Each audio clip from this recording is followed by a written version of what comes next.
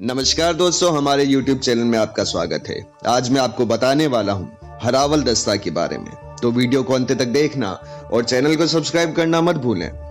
वैसे तो दोस्तों, राजस्थान हमेशा से ही शूरवीरों की भूमि रही और बात जब मातृभूमि की आन बान शान और रक्षा की हो तो भला अपना शीश न्यौछावर करने से कौन पीछे रहना चाहेगा।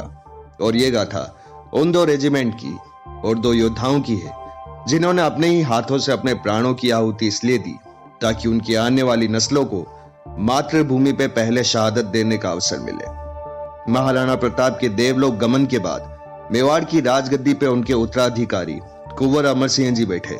अमर सिंह जी की सेना में अनेक राजपूत रेजिमेंट थी, जिसमें से दो मुख्य रेजिमेंट थी। पहली रेजिमेंट चुंडावत रेजिमेंट थी, जिसके सरदार जैत सिंह जी चुंडावत थे। दूसरी रेजिमेंट शक्तावत रेजिमेंट थी, जिसके सरदार बल्लू सिंह जी शक्तावत थे। चुंडावत रेजिमेंट को महाराणा की सेना में हरावल दस्ते का दर्जा प्राप्त था। दोस्तों, हरावल दस्ता वो होता है जो युद्ध भूमि में मोर्चे पे सबसे आगे रहता है। मोर्चे में सबसे आगे रहने का मतलब युद्ध भूमि में मातृभूमि पर अगर प्राणों का बलिदान देना हो तो पहला अवसर हरियल दस्ते को प्राप्त होता है। यानी चुंडावत रेजिमेंट के पीछे होता था शक्तावत रेजिमेंट। दोस्तों, शक्तावत रेजिमेंट के वीरों को ये बात नागवार गुजरी।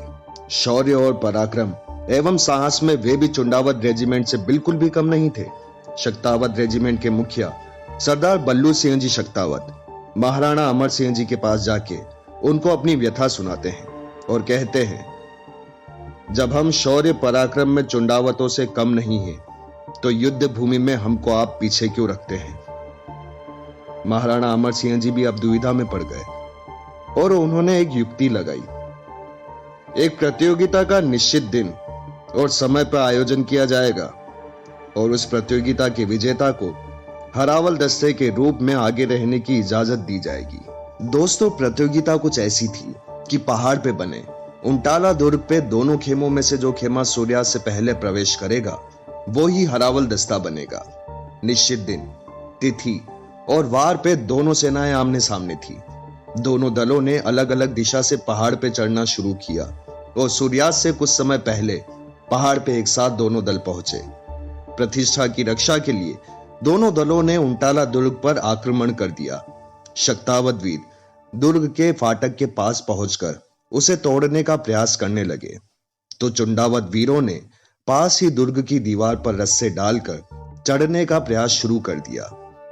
जब शक्तावतों ने दुर्ग के फाटक को तोड़ने के लिए फाटक पर हाथी को टक्कर देने के लिए आगे बढ़ाया, तो फाटक में लगे हुए लोहे के नुकीले शूलों से सहम कर हाथी पीछे हट गया। हाथी को पीछे हटता देख शक्तावतों के सरदार बल्लू सिंह जी शक्तावत अद्भुत बलिदान का उदाहरण देते हुए फाटक के शूलों पर सीना अड़ाकर खड़े हो गए और महावत को हाथी से अपने शरीर पर टक्कर दिलाने को कहा, जिससे कि हाथी शूलों के भय से पीछे न हटे। एक बार तो महावत सहम गया, किंतु वीर बल्लू जी को साक्षात यमराज जैसा क्रोधावेश में देखकर उसे विवश होना पड़ा। हाथी ने शक्तावत सरदार बल्लू जी को टक्कर मारी। फाटक में लगे हुए शूल वीर बल्लू जी के सीने में घुस गए और वे वीर गति को प्राप्त हो गए। उसके साथ ही दुर्ग के फाटक भी टूट गए। शक्तावतों के दल ने दुर्ग का फाटक तोड़ दिया। दूसरी ओर चुंडावतों के सरदार जैत सिंह जी चुंडावत ने जब ये देखा कि फाटक टूटने ही वाला है, तो उन्होंने पहले दुर्ग में पहुंचने की शर्त जीतने के उद्देश्य से अपने साथी को कहा कि मेरा सिर काट कर दुर्ग के अंदर फेंक दो। जब साथी ऐसा करने में असमर्थ दिखा, तो जैत सिंह जी चुंडावत ने स्वयं अपनी तलवार से मस्तक पर इतना करारा प्रहार किया कि उनका सर धड़ से अलग होकर दुर्ग में जा गिरा। फाटक तोड़कर जैसे ही शक्तावत वीरों के दल ने दुर्ग में प्रवेश किया, तो उससे पहले ही चुंडावत सरदार का कटा मस्तक दुर्ग के अंदर मौजूद था। दोस्तों, अगर आपको ये वीडियो अच्छा लगा हो तो वीडियो को शेयर करना और चैनल को सब्सक्राइब करना मत भूलें और कमेंट बॉक्स में जरूर बताएं कि अगला वीडियो आप किस टॉपिक पर चाहते हैं।